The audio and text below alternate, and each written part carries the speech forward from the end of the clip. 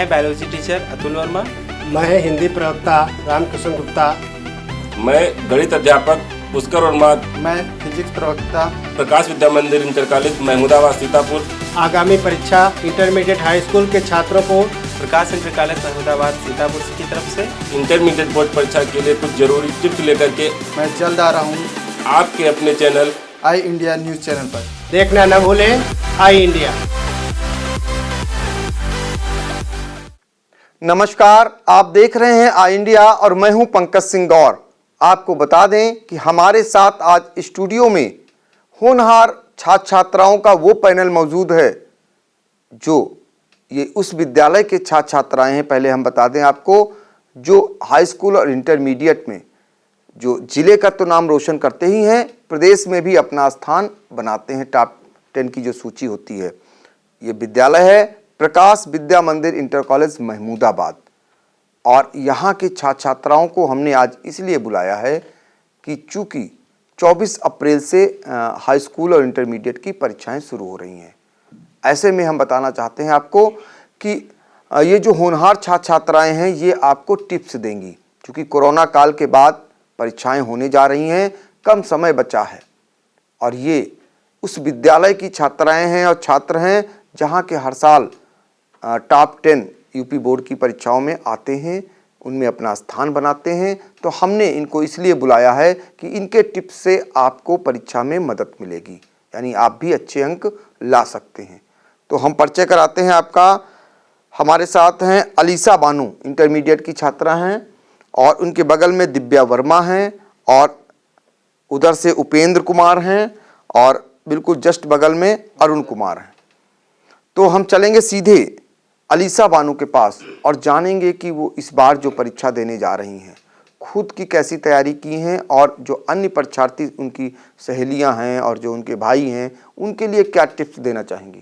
Hello friends, मैं हूं अलीशा बानू। मैं प्रकाश विद्या मंदिर इंटर कॉलेज में पढ़ती हूं। मैं 12th की स्टूडेंट हूं। मैं आज आपको बताने वाली हूं कि हम अपनी पढ़ाई कैसे करते हैं। सबसे पहले जिस चैप्टर को हम तैयार करते हैं उसके ऑब्जेक्टिव टाइप क्वेश्चन और शॉर्ट क्वेश्चन को तैयार करते हैं। इससे क्या होता है कि हम जो लॉन्ग क्वेश्चन को तैयार करते हैं या डेरिवेशन या न्यूमेरिकल लगाते हैं, उनके फॉर्मूले मुझे पहले से ही पता होते हैं। तो जब टीचर मुझे बताते हैं तो हमको पहले से वो अच्छे से तैयार होते हैं, तो हम अच्छे से लग जाते हैं। और मैं आपको बताना चाहती हूँ कि जब टीचर पढ़ाए तो हमको कंसंट्रेट होकर पढ़ना चाहिए, हर एक चीज़ को बिल्कुल अच्छे से तैयार में, और जो ना समझ में है वो घर जाके उसको रिविज़न करना चाहिए, और जो ना समझ में है वो आके वहाँ स्कूल अगले दिन पूछना चाहिए। हम इस प्रकार अच्छे से तैयारी कर सकते हैं। तो देखिए कितनी खूबसूरत ढंग से जो आपके जहन में आसानी से आ सकता है उसको अलीसा ने आप तक पहुंचाया है। कैसे वो तैयारी कर रही हैं और कैसे आप भी तैयारी करें, और निश्चित तौर पर जब तैयारी करेंगे अच्छे अंक पाएंगे आप, तो आपका भविष्य संवरेगा ही, जनपद का भी नाम रोशन होगा। तो जाहिर सी बात है, अलीसा बानू ने आपको बता दिया है। दिव्या वर्मा, आप क्या टिप्स देना चाहेंगी। हेलो फ्रेंड्स, मेरा नाम दिव्या वर्मा है। मैं प्रकाश विद्या मंदिर इंटर कॉलेज में इंटर की स्टूडेंट हूँ। मैं आपको बताना चाहती हूँ कि आप किस तरीके से अपनी परीक्षा की अपने किस तरीके से रोज़ाना तैयारी करें, जिससे आप अच्छे से अच्छे अपना स्कोर दे सकते हैं अपने कॉलेज में। तो मैं आपको बताऊँ कि मैं किस तरीके से इस कोरोना काल में कैसे पढ़ाई कर रही हूँ। तो मैं आपको बता दूं कि मैं पहली बात तो ये कि हमने किसी भी तरीके का स्ट्रेस नहीं रखना चाहिए, क्योंकि ये होता है ना कि हम जब स्ट्रेस रखेंगे अपने दिमाग में तो अपनी पढ़ाई पे अच्छी तरीके से कंसंट्रेट ही नहीं कर पाते हैं। तो ये बहुत मतलब कि हमें मेनली ये ध्यान रखना है कि बिल्कुल भी अपने माइंड में स्ट्रेस नहीं रखना किसी तरीके का, कि कोरोना का मतलब समय चल रहा था तो इतना कम टाइम को लग रहा है कि इतना कम टाइम होगा तो तैयारी कैसे करेंगे, ऐसा बिल्कुल भी नहीं है। हमें फ्री माइंड हो जाना है एकदम, कि टाइम भी है और हमारे जो है 30% जो सिलेबस भी कम करवा दिया गया, इतना भी टाइम है हम लोग की तैयारी करने के लिए। तो स्ट्रेस तो बिल्कुल भी नहीं रखना अपने दिमाग में। और तैयारी किस तरीके से करनी, तो आप पहली बात तो जैसे हमारे सबने बताया कि जैसे कि रेगुलर स्कूल जाना है, तो वो तो बिल्कुल ही ज़रूरी है कि रेगुलर स्कूल तो जाना ही जाना होता है। और जो भी क्लास में सब लोग बता रहे हैं कि कैसे, तो उसको ना एकदम कॉन्सेंट्रेट होके ऐसे समझना है कि मतलब किसी भी तरीके इधर उधर ध्यान नहीं देना, अच्छे से समझना है। फिर जब वो जो पढ़ा दें फिर उसको घर में बहुत ही ज़रूरी तरीके से कि मतलब घर पे इसको जाके रिवीजन एक बार ज़रूर करिए, बहुत ज़्यादा ज़रूरी होता है। वरना अगर हम लोग ये जैसे क्लास में कोई चीज़ पढ़ा दी गई तो उसके बाद रिवीजन नहीं करेंगे तो ऐसे होता है कि जब भी हम पेपर देने का टाइम आ जाता है तो ऐसे उसमें हमको थोड़ा स्ट्रेस होने लगता है कि अभी ये चीज़ तो हमको तैयार नहीं थी। अगर साथ में साथ जैसे टीचर पढ़ा रहे हैं ऐसे हम रिवीजन भी करते चले जाएंगे तो हमारे पास इतना ज़्यादा सिलेबस नहीं रह जाएगा। हमें ऐसा लगेगा जब फाइनली जब पेपर देने जाएंगे कि हमने तैयार कर लिया, तो मेरे हिसाब से कि हमें रिवीजन करते ही करते रहना है। तो तनाव रहित तैयारी करनी है, तनाव रहित आपको पढ़ना है। ये महत्वपूर्ण जानकारी हमको जो है आप तक पहुंचाई है दिव्या ने। आपको बता दें, बहुत महत्वपूर्ण जानकारी एक और दे दी। भले ही ये परीक्षा कोरोना काल में होने जा रही है और इसके अलावा परीक्षा की आगे भी बढ़ा दिया गया है, सरकार ने ऐसी आपको सुविधा दी है। साथ ही जो सबसे महत्वपूर्ण बात बताई है कि आपका सिलेबस कम कर दिया गया है।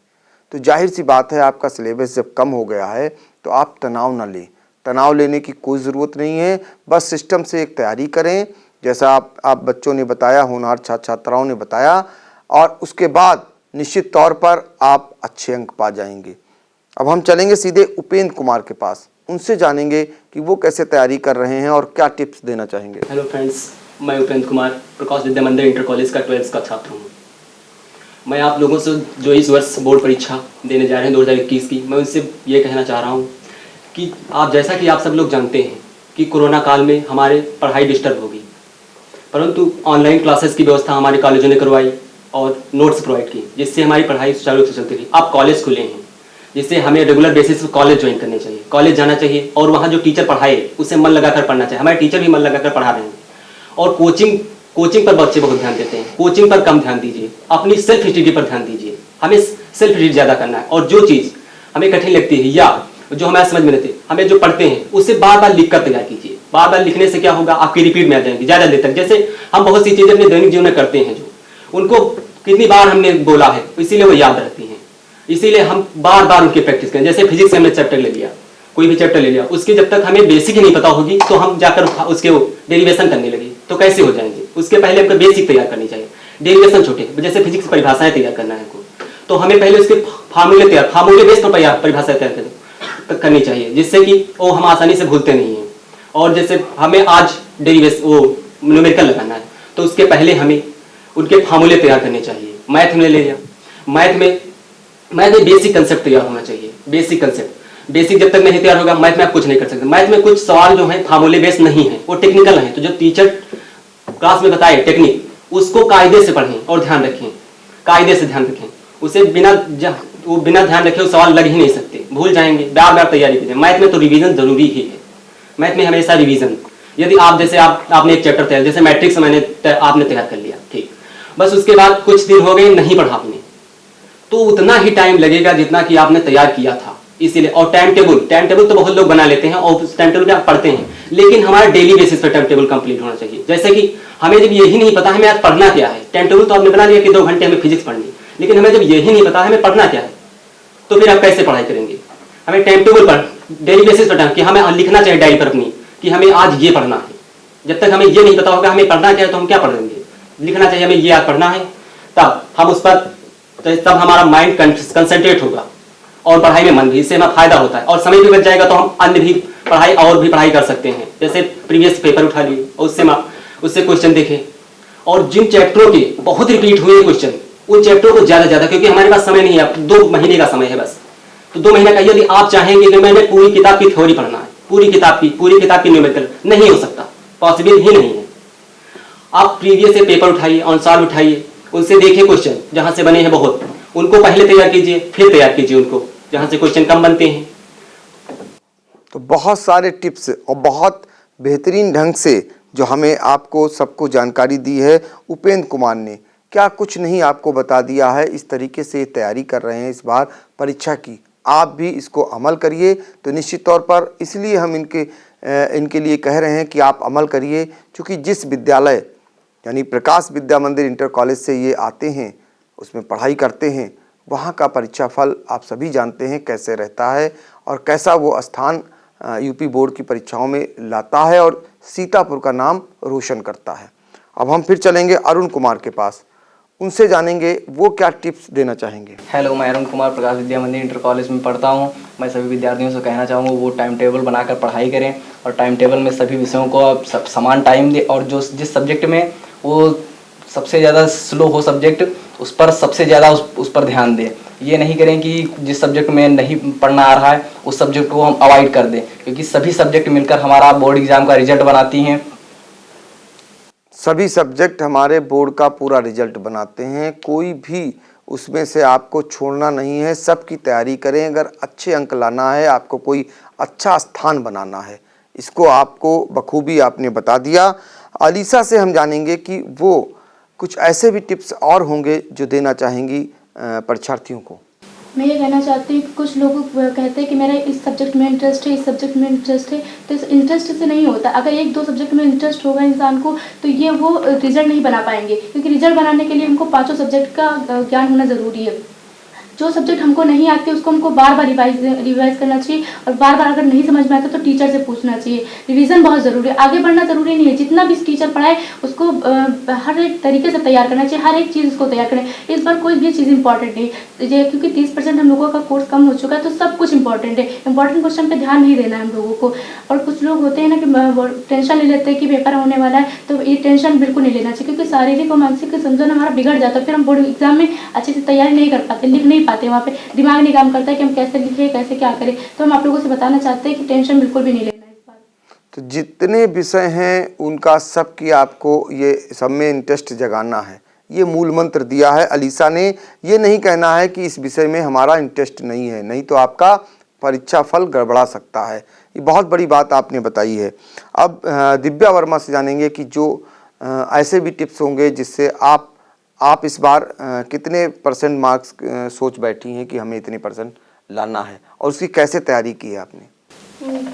तो मैं आपको बता दूं कि मैं सोचती हूँ कि मैं 90 प्लस लाना है। मेरे को एकदम कंफर्म है कि हम एकदम लेके आएंगे। तो ये पहले तो हमें डिसाइड कर लेना चाहिए। जैसे कुछ बच्चे होंगे कि उन्होंने डिसाइड ही नहीं किया कि हमको क्या करना है, या फिर कैसे अपने मन में पहले ठान लो कि हमको इतने परसेंट लाने हैं कि ऐसा जब होगा माइंड में तो हमारा माइंड भी उसी अकॉर्डिंग काम करने लगता है कि हाँ हर एक चीज़ में फिर इंटरेस्ट होने लगता है। जैसे कि अलीशा ने बताया कि जैसे किसी सब्जेक्ट में हमको इंटरेस्ट होता है, जैसे बायो ले लिया, या फिर जैसे मैथ में किसी को इंटरेस्ट हो, बाकी 4 सब्जेक्ट में से नहीं हुआ, तो ऐसे तो रिजल्ट भी डाउन हो सकता है। लेकिन अगर हम ठान लें कि हमको इतने परसेंट लाने हैं तो अपने आप ही वो इंटरेस्ट मतलब हमारा दिमाग उसी तरीके से काम करने लगा कि हमें वो अंदर से ही इंटरेस्ट जागने लगे कि हाँ हमें ये सब्जेक्ट भी पढ़नी चाहिए, वो सब्जेक्ट भी पढ़नी चाहिए, ताकि हमारी स्कोरिंग अच्छे से हो सके।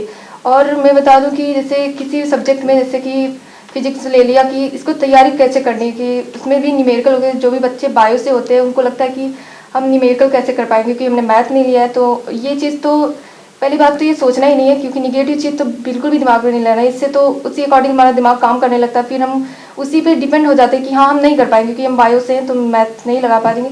ऐसा कुछ भी नहीं है, मैथ कठिन नहीं होती, अपने दिमाग से तो ये चीज़ निकाल दें।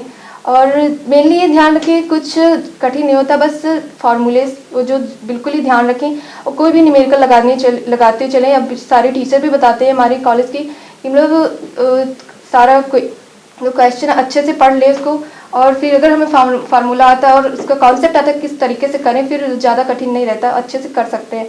और डेरिवेशन की रही बात, तो डेरिवेशन तो हमारा पहले से तो बेसिक तैयार होना चाहिए।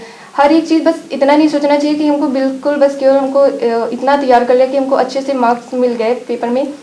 ये भी दिमाग में रखना चाहिए कि हमको ज़्यादा से ज़्यादा बेसिक नॉलेज होनी चाहिए। मैं विश्वास करती हूँ कि मैं जो भी तैयार करती हूँ, मैं जितना मुझे अगर इतना बड़ा, हाँ जैसे कि कोई हो गया, कोई थ्योरी है तो हमको बहुत ज़्यादा बड़ी, तो हमको उसमें अगर पढ़ते तो है ऐसे पूरा, लेकिन उसके बेसिस को जानने की भी कोशिश करती हूँ मैं। इससे हमको थोड़ा आसानी रहता है अच्छे से। तो बहुत बड़ी बात आपने एक बात कह दी कि लक्ष्य साध कर निशाना साधिए। पहले लक्ष्य आपका बिल्कुल सदा होना चाहिए, जैसा कि आपने बता रखा है कि मुझे 90 के ऊपर मार्क्स लाने हैं और उसकी तैयारी में अभी से जुटी हैं, तो वो पाके ही रहेंगी। उससे बेहतर हो जाए ये ऊपर वाले की मर्जी, आपकी तैयारी पर निर्भर करेगा, लेकिन उतना इन्हें लाना ही है। तो लक्ष्य आप सभी को साधना है।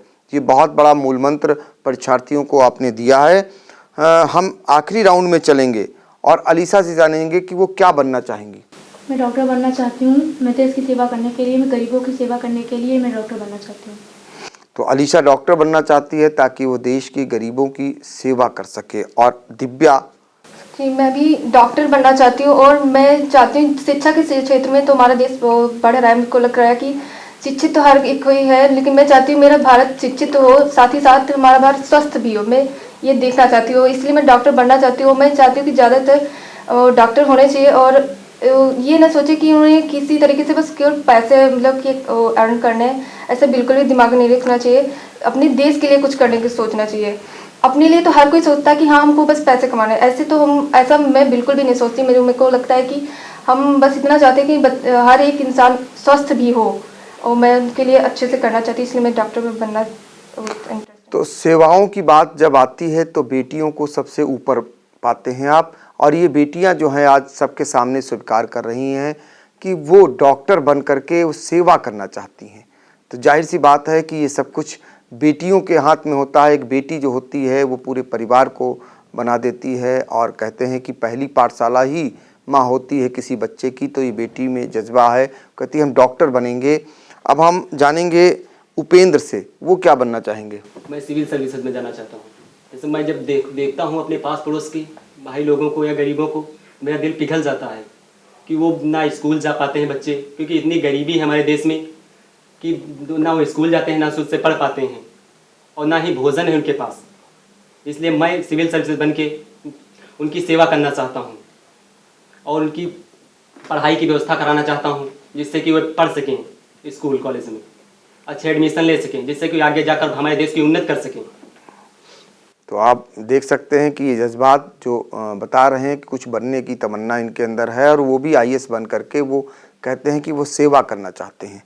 अरुण कुमार, आप क्या बनना चाहेंगे। मैं भी डॉक्टर बनना चाहता हूँ, मैं भी गरीबों की सेवा करना चाहता हूँ। जैसा कि हमारे प्रबंधक सर गरीब बच्चों को उनको फ्री में पुस्तक उपलब्ध करा के सुपर 30 क्लासेस चलाई फ्री में, जिससे गरीब अच्छे जो गरीब बच्चे थे उनको पढ़ाई में कोई डिस्टर्बेंस नहीं रहा है। उसी प्रकार हम भी एक डॉक्टर बनकर गरीबों की सेवा करना चाहते हैं।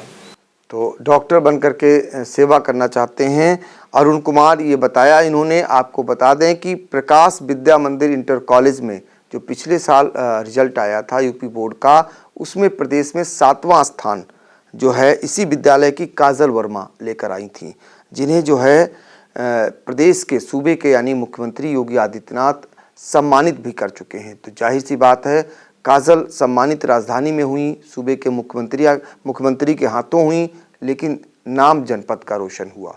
तो हम उम्मीद करेंगे, आई इंडिया उम्मीद करेगा कि ऐसे ही जनपद का नाम रोशन होता रहे। आखिरी राउंड पूरा हो चुका था, लेकिन अभी आखिरी सवाल एक और मेरे जहन में आया है, वो आप लोगों से जानना चाहते हैं। उससे लोगों के लिए आप प्रेरणा का स्रोत बन सकती हैं, आप प्रेरणा दे सकती हैं। जो गरीबी है, जैसे जो बच्चे गरीब होते हैं, भाई आपका जो रहन सहन, जिस परिवेश से आप आती हैं, आपका परिवेश क्या है, आप जितने भाई बहन हैं, आपके माता पिता जितना कमाते हैं, इस विद्यालय में आप पढ़ाई कर रही हैं, तो लगता है कि क्या गरीब बच्चे यहाँ जहाँ पढ़ ले रहे हैं दूसरे स्कूल में संभव नहीं है, लेकिन क्या यहाँ आड़े हाथ आ रही है गरीबी।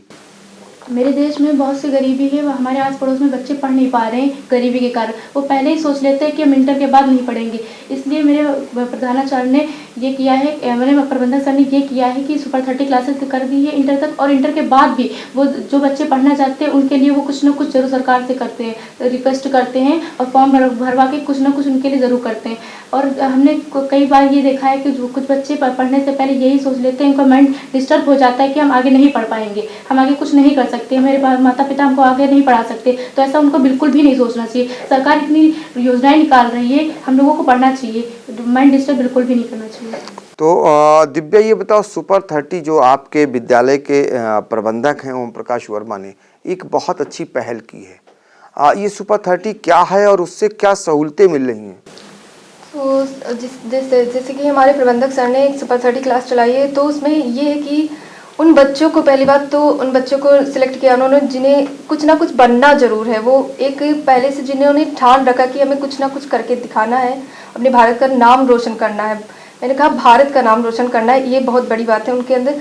इसलिए वो और बच्चों और जो है उनको इस तरीके से अलग किया गया, क्योंकि उन लोग को थोड़ा उनको लगता है कि सर ने इस अकॉर्डिंग उनको अलग किया, क्योंकि वो लोग थोड़ा अलग पढ़ाई करने में एक अलग थिंकिंग होती है, अलग तरीके से सोचते हैं कि मतलब अपने अकॉर्डिंग सेल्फ स्टडी तो करते हैं, थोड़ा अपने तरीके से उसको थोड़ा डिफाइन करते हैं अच्छे से। मतलब होनहार जो जिनमें कुछ लगता है कि ये कुछ बन सकते हैं और उनको निःशुल्क रूप से सुपर 30 क्लासेस चला करके उनको बनाना चाह रहे हैं, उनका भविष्य संवारना चाह रहे हैं। ये एक अच्छी पहल विद्यालय ने की है।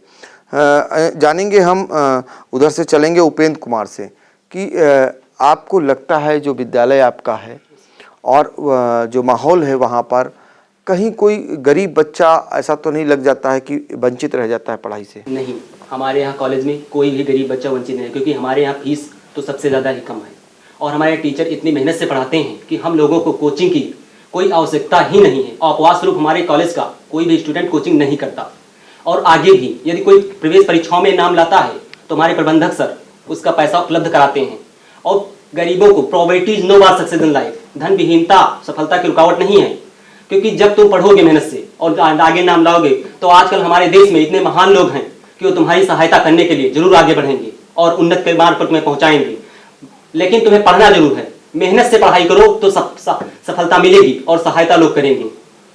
तो आप पढ़िए, आपको कहीं भी बाधा नहीं उत्पन्न होगी, आर्थिक तंगी आपके आड़े हाथ नहीं आएगी। ये मूल मंत्र लेकर के प्रकाश विद्या मंदिर इंटर कॉलेज चल रहा है और वहाँ पर जो एक सुपर 30 फैसिलिटीज़ दे रहे हैं वो निश्चित तौर पर दूसरों के लिए एक प्रेरणा है। और हम चाहेंगे आखिर में अरुण कुमार के पास चलेंगे, वो बताएं कि विद्यालय का जो माहौल है वो लगता नहीं कि जिस तरीके से निरंतर यहाँ के बच्चे टॉप 10 और प्रदेश के उसमें स्थान बना रहे हैं, आपको लगता है कि दूसरों से अलग है?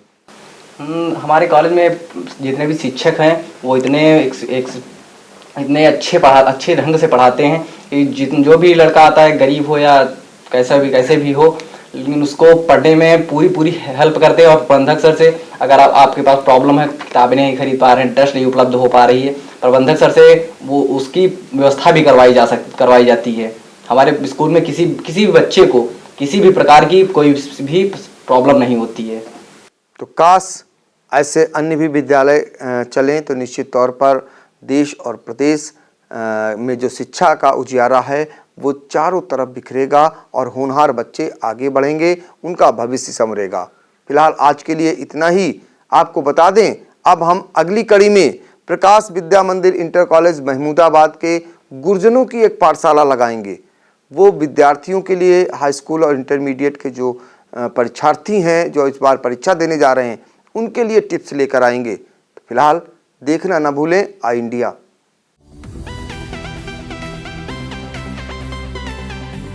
मैं बायोलॉजी टीचर अतुल वर्मा। मैं हिंदी प्रवक्ता रामकृष्ण गुप्ता। मैं गणित अध्यापक पुष्कर वर्मा। मैं फिजिक्स प्रवक्ता प्रकाश विद्या मंदिर इंटर कॉलेज महमूदाबाद सीतापुर। आगामी परीक्षा इंटरमीडिएट हाई स्कूल के छात्रों को प्रकाश इंटर कॉलेज महमूदाबाद सीतापुर की तरफ से इंटरमीडिएट बोर्ड परीक्षा के लिए कुछ जरूरी टिप्स लेकर के मैं जल्द आ रहा हूँ आपके अपने चैनल आई इंडिया न्यूज़ चैनल पर। देखना न भूलें आई इंडिया। स्टूडियो आईएएस लखनऊ में ही सिविल सेवा की तैयारी के लिए एक बेस्ट फैकल्टी के साथ एक मॉडर्न कैंपस उपलब्ध करा रहा है। अब स्टूडेंट 12वीं के बाद ही आईएएस और पीसीएस की तैयारी कर सकते हैं। इसमें 12वीं के बाद आप ग्रेजुएशन करते हुए जो छात्र हैं वो आईएएस की परीक्षा के लिए तैयार किए जाते हैं। अगर आप ग्रेजुएशन कर चुके हैं तो आप हमारे स्पेशल बैच में आईएएस और पीसीएस की तैयारी कर सकते हैं। स्टूडियो आईएएस स्टूडेंट के रहने और खाने की व्यवस्था भी उपलब्ध कराता है, जिससे वो अपना पूरा समय सिर्फ पढ़ने के लिए यूज कर सके। अधिक जानकारी के लिए आप कॉल करें 9517171733 पर। खबर आपकी, नजर हमारी। देखते रहिए आई इंडिया।